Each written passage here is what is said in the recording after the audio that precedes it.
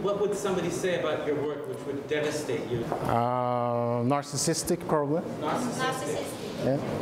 What would make you flush with shame? I don't flush with shame. You're blushing now. Yeah, but I was going to say that because I don't blush with shame of my art. See, that is why I find my own work great.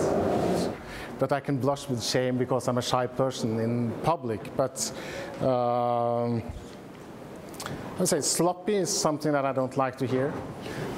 I think the worst thing that I know of contemporary art is art that is, you know, instant art, trying to be political within the art world, so with no social relevance at all. What makes you angry?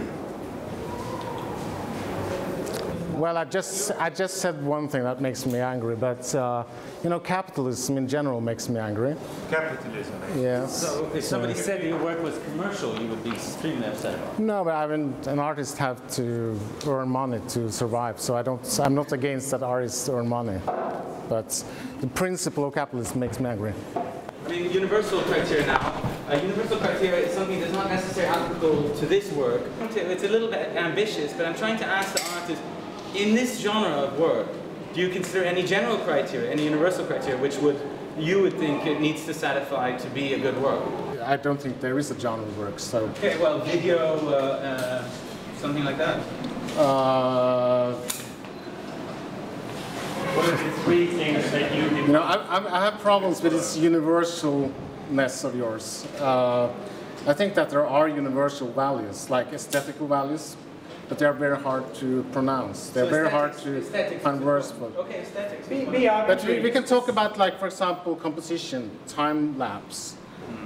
It might be a universal kind of logic that comes into play, but I can't explain that. Anders, you have such great composure. Let's break the composure a little bit gently. So, secretly, you know, for you, if you were to design a good work, if you were to curate someone's work, secretly, what sort of elements would you wish to be present in their work? I'm interested in some parts of, you know, underground culture. I'm a communist, so I'm interested in politics, of course. Politics. So I would say that, you know, radical works that are addressing some political questions that I find interesting are interesting to me. I mean, this is just like nonsense, because what you're trying to ask me is what are you really interested in, and I'm interested in politics. Thank you, Anders. Thank you, Anders.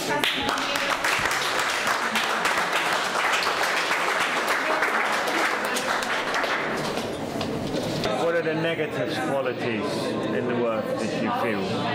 Throwaway. Sorry? Throwaway. You feel throwaways. Why did he choose these motives he is filming? Why military grounds and why not child playgrounds? I don't know. So that you weren't clear about the function? No, I think it's calculated to get points, plus points to be critical. Ah, okay, so let's put that under negative. We can say pseudo-critical. I mean, that's what you're saying. Yeah. You can address it to the room, Anders is here as well. Is there a particular place where... Each sheet, you have one sheet per group, so you need to fit in all three sets of criteria in that one sheet. Okay. Go for it. Quickly. Okay, positive, sharing knowledge.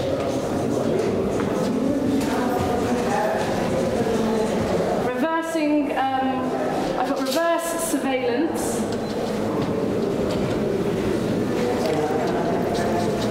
And I have doctor's handwriting.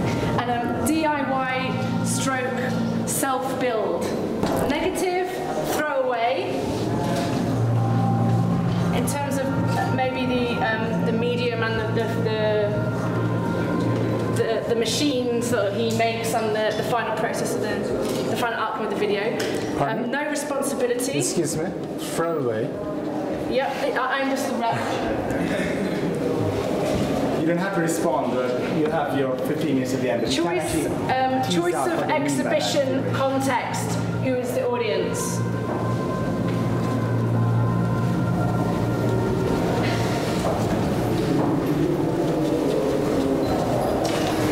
then universal,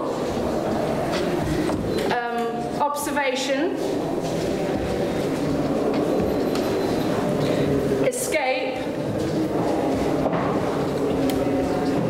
and explore. Another positive was the aesthetics of the piece. Also, research and the fact that it should appear to hurt someone somewhere.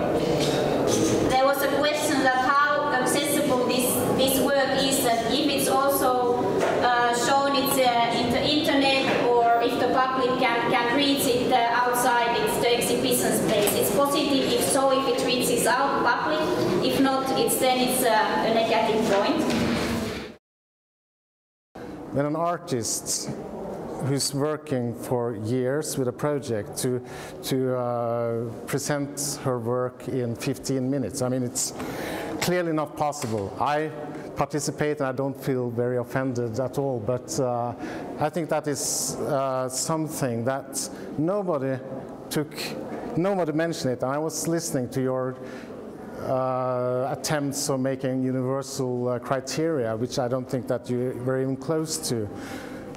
The basic thing, which is time. I mean, art takes time. Art is a process, and it's a time-consuming process.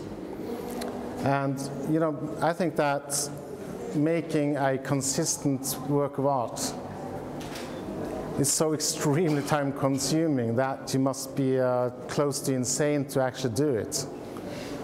You know, yeah, I mean, it's an obsession. How long do you think an average visitor to your piece spends on it? Actually, I've been recording, so it depends on, like, some people are walking into the room and then they're just leaving. That is, I think, I would say 50% maybe are like walking into the room and they're watching, they're tired, and okay, this was not interesting, you know, this wasn't catchy. And then you have some people who are walking into the room and they are spending a little time, investing a little time of their lives. Some of them are actually standing there for a very long time, watching the whole video, for example, in my installation, and the TV program is only 10 minutes. But so it depends on, and I think that is the nature of art. It's an interplay with an audience and work of art. So I think that my project is responsible. I think that crossing the border between Morocco and Spain is a kind of poetical response to the dialogue between Spain, or, you know, Iberia and Northern Africa. And I think that I also, to a certain degree, is addressing a very important question about Fortress Europe, about this borderline, because this border area is so extremely secured. It's not impossible to